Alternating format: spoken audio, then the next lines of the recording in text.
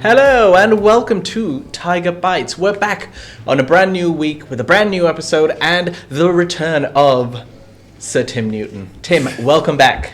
Thank you very much. Thanks to Mike too, for Hurricane Mike, for coming in and sitting in the hot seat for the past couple of weeks.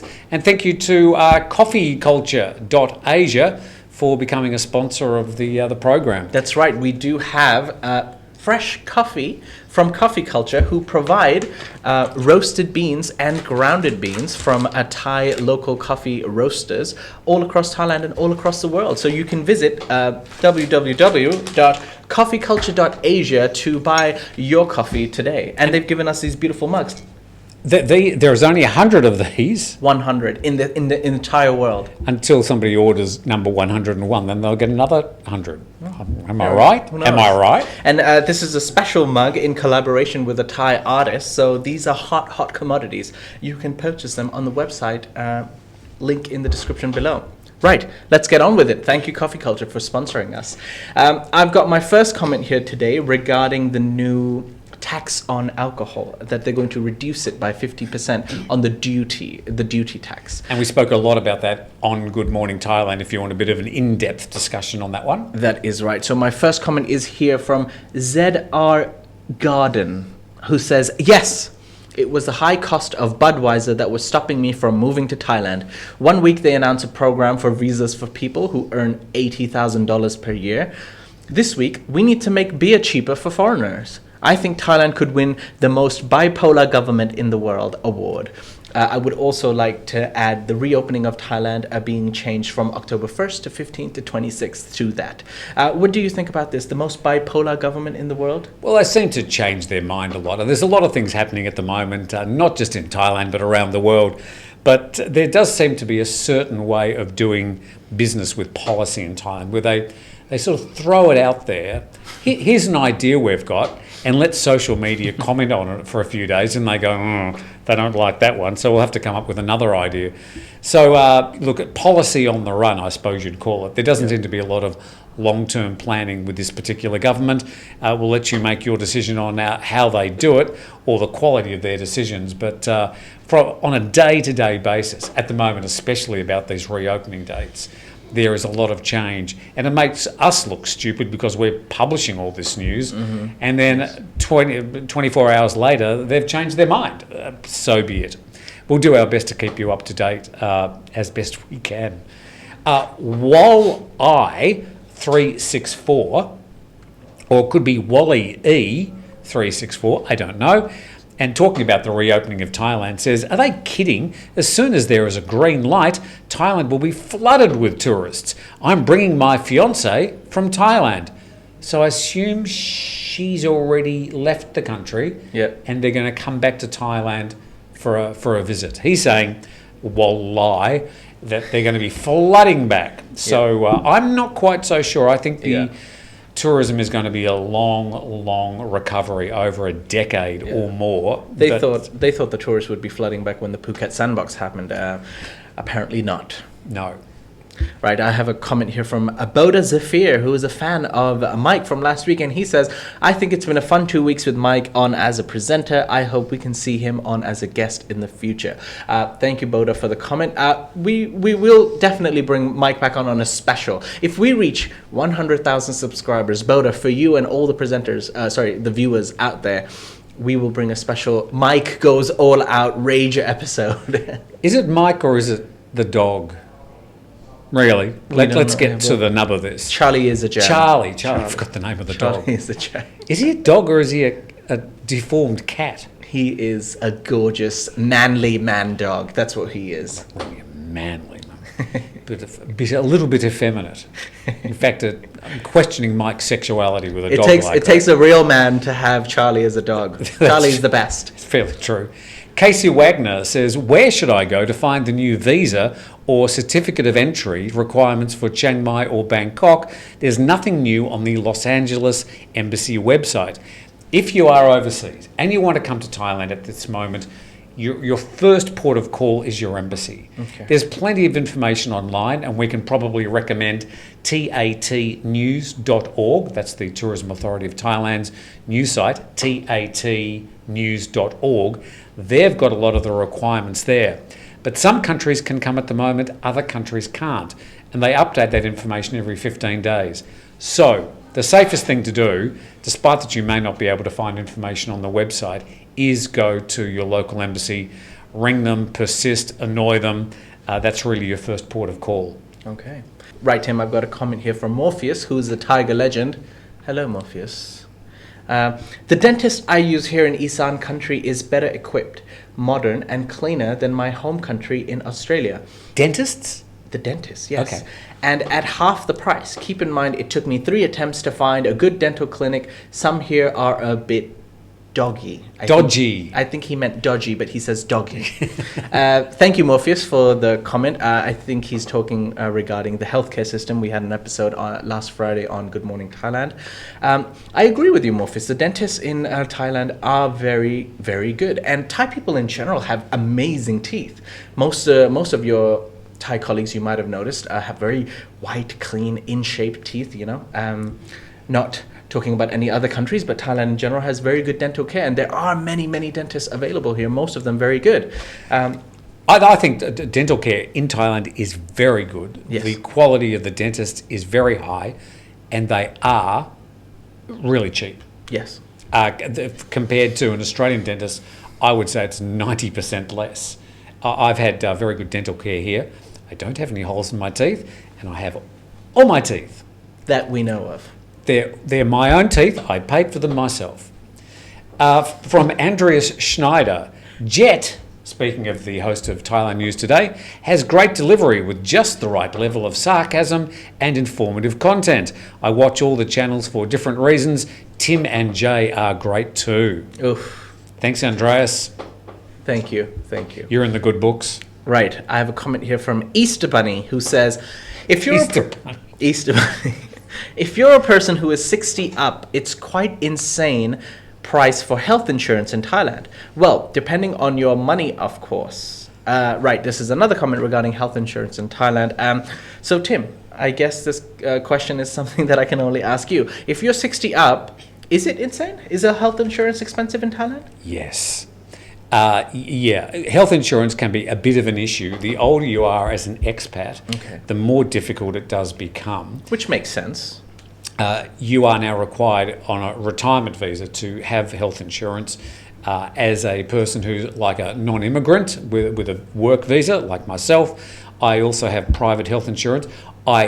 Because I'm over 60, I don't qualify for the local insurance, so I cannot be included on the public hospital roster now that I'm over 60. That surprised me. So I now have reasonably comprehensive health insurance for inpatient only.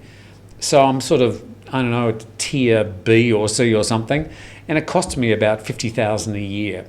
But if I was going to go for the full health insurance for my age, it would be probably up around $100,000 a year. It's not particularly cheap. Okay. But I know once you're over 70, or in some cases 75, it can become a real issue for some people. The best thing by far to do with health insurance is look after your health, because if you do get sick, it's going to be expensive, especially if you're using private hospitals in Thailand. Look after your health. Oh, me. Johan Gronwald says, I would like to know if, for example, Krabi reopens for tourism, will the vibe be the same again as it was before COVID, or will a number of businesses remain closed? I think Johan is in for a bit of a fright. Yeah. The vibe will definitely be very different. There won't be the same number of businesses closed. Like everywhere in the world that is like tourist zones that are reopening, it's going to be a slow crawl. They're not just all magically going to open tomorrow. So if you want to go back to Krabi today, and you probably could, coming through the Phuket sandbox, then yes, you're going to notice that there's a lot of places closed. It's a lot quieter than it used to be.